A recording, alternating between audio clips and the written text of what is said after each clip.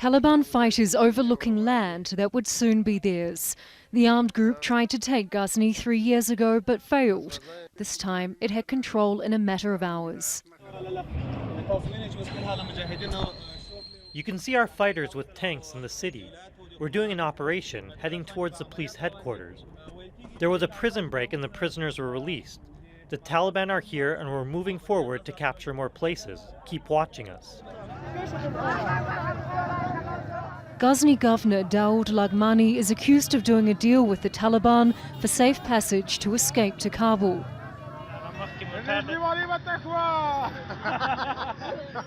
These Taliban yell, the governor has run away. Flaunting trucks and equipment claimed in recent conquests, the Taliban was seen escorting the governor through its new territories. Afghan police arrested him shortly after for surrendering without a fight. Ghazni is the 10th provincial capital to fall in 7 days. Prior to this week, the last time the Taliban had held a provincial capital was 5 years ago, and that was only for a matter of days.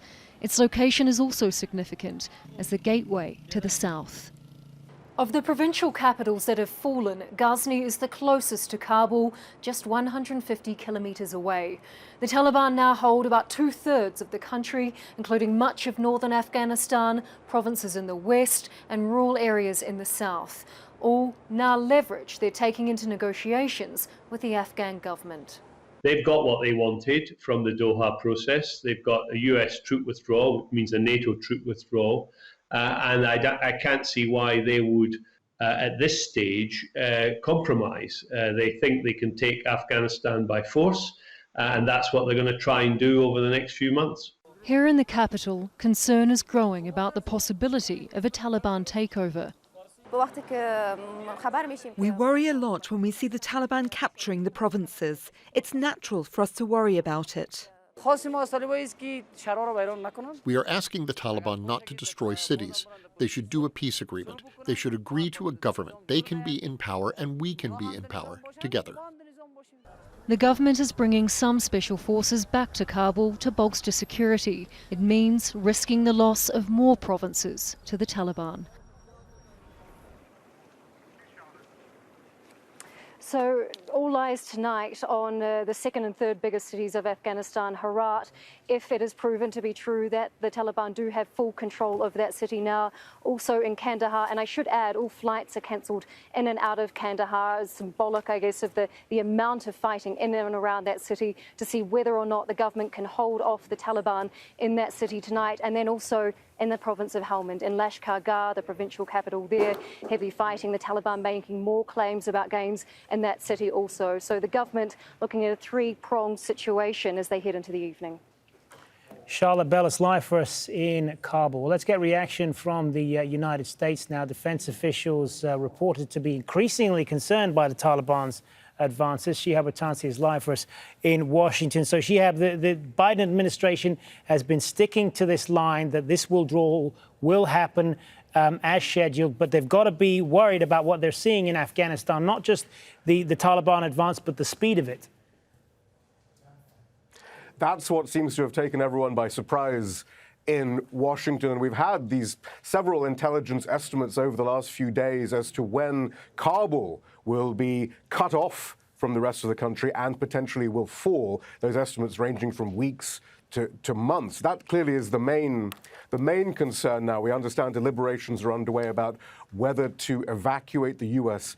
embassy in Kabul. There are about 4,000 personnel in that embassy, of which about 1,500 are Americans. Another travel advisory was issued by the State Department asking all Americans to leave Afghanistan. Clearly what they're thinking is if there is a need to have a mass evacuation of U.S. citizens from Afghanistan, then at least it will just be the people from the embassy and no one else in Afghanistan in case various parts of the country are simply inaccessible. It's interesting, we were just looking at those talks in Doha. There's a New York Times report that among the items on the agenda for Zalmay Khalilzad, the U.S. envoy there, was trying to get the Taliban to make a commitment not to attack the U.S. embassy in Kabul should they take should they take Kabul? So that's rather interesting. But in the meantime, Joe Biden, he's been asked repeatedly now whether he's having second thoughts, and the answer is constantly no. He says this is time now for the Afghans to take the fight to the Taliban, to fight for themselves. He says that $1 trillion has been spent in Afghanistan. There are 300,000 US-trained Afghan military personnel now with state-of-the-art equipment. Of course, most of these figures are complete nonsense, as we now know, because of the leak of the Afghan papers to the Washington Post a couple of years ago, which basically said the US military, the US administration after US administration, Bush, Obama, have basically lied about progress in Afghanistan for years. But that's his line. And for now, at least, there is overwhelming popular support for a withdrawal from Afghanistan. But I think where the Biden administration is getting more and more worried is about the optics, about being seen to have mishandled the withdrawal. We keep on hearing comparisons, potential comparisons to the last chopper from the US embassy in Saigon in '75, which clearly had a huge impact on the US psyche, the US sense of exceptionalism, although here we are, another failed US war. And so this, that's what the Biden administration really wants to avoid. And there is a sense that even though Donald Trump and his supporters and the Republicans do support a US withdrawal, they're starting to sense that there might be scope here to criticize the way that Biden has handled this. Donald Trump, in the last few hours, issuing a statement saying, look, I negotiated the withdrawal, but I would have said it would have been conditions-based. This is all going terribly wrong. Shihab Ratansi live for us there from Washington. Thanks, Shihab.